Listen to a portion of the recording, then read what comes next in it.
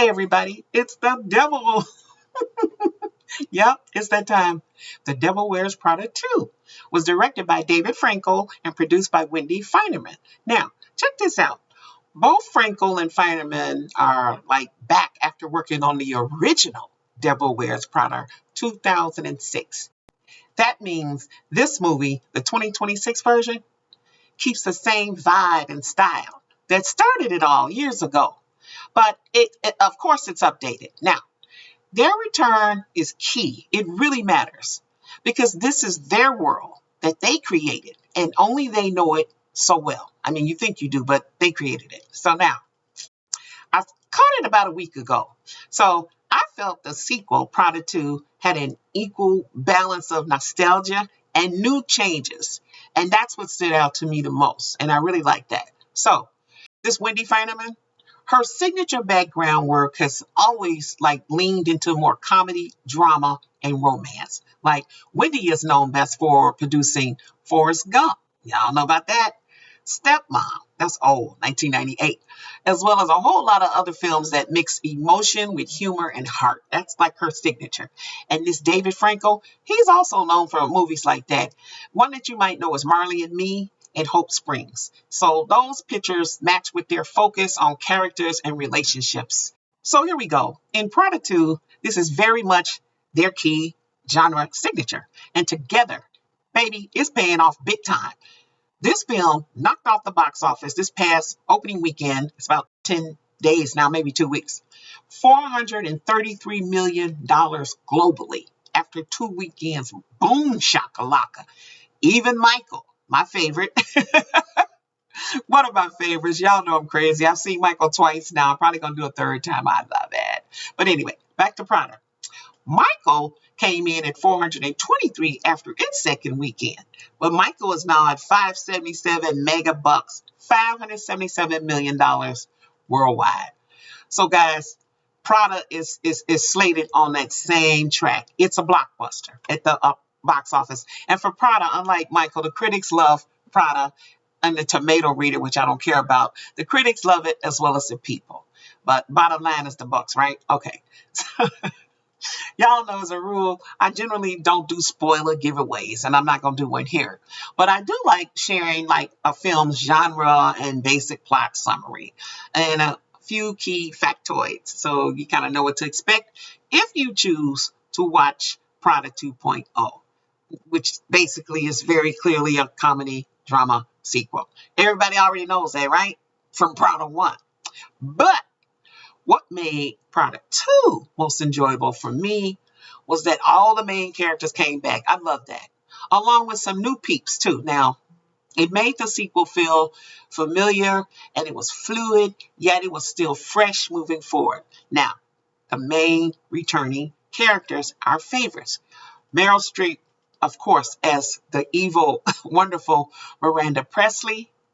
The beautiful Anne Hathaway. She doesn't look like she aged at all. Y'all know it's been 20 years. Anne Hathaway is back as Andy Sachs, of course. Emily Blunt is also gorgeous as Emily Charlton. I can't believe they use her real name. And the wonderful, great Stanley Tucci is back as Nigel Kipling. And Tracy Thomas, friend, is back as Lily. And Tiber Feldman is back as Irv Ravitz, the head of all the shit. But like I said, there were a few new faces, background players. But on top of that, the super duper big deal in Prada 2 is the treasure trove of cameos, including the number one cameo, baby, Lady Gaga. Yep, Lady Gaga appears as herself, and she was a scene stealer. She nailed it. It was just so good. So for those that want to know, I read there were somewhere between 38 and 42 cameos. I mean, Jesus. I got to drop some of the names of the big time cameo appearances, y'all.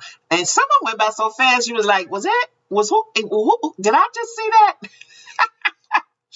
Besides Lady Gaga, who appeared as herself in a big time, high profile runway event tied to their big Milan Fashion Week, you're not going to believe who else was there. Ciara appears during the New York Gala Met sequence. Donatella Versace appears in the Milan segments alongside Emily's character, and it was like full circle. It was fantastic. Super badass Marc Jacobs had a Fashion World cameo. I mean, it was fantastic, showing his collection in New York. I mean, and these people can act. I was surprised. The Monaco Dolce, oh yeah, appears in the actual Dolce & Gabbana runway show. Oh man, it was too much. And this was in the Milan scene too. Don't count out the models, baby.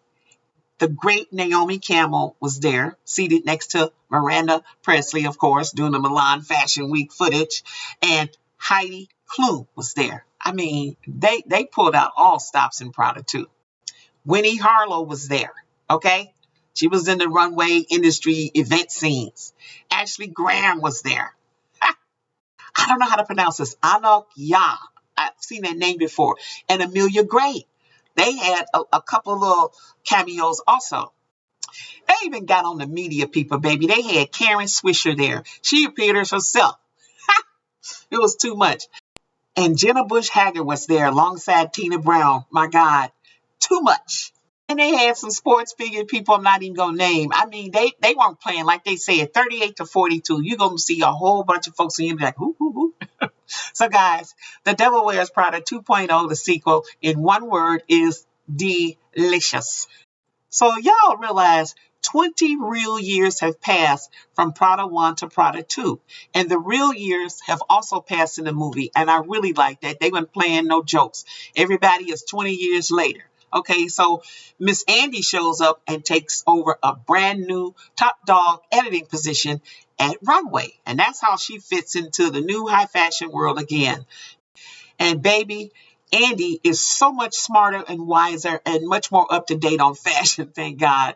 And I thought the film did a great job illustrating that, you know. I mean, it made perfect sense. Andy had grown up, okay? She was sophisticated and matured and quite the accomplished editor and writer as she re-enters the big-time fashion world realm. You know, she used her new skills as an accomplished writer and made a great impression on everybody, okay? Emily, however, I don't know. Emily had a lot of growing to do. She was still a character and she made the movie really fun. But she too had blossomed into something else. I just don't know what. A slightly better version, I will say that. But she is still quite insecure. But that's just Emily. Okay, now, I felt that Prada 2 tackled so many issues facing today's generation as they attempt to correct Miranda's, Meryl Streep's generation. Right down to the fact that Miranda was no longer allowed to throw her coat down and bark orders at everybody.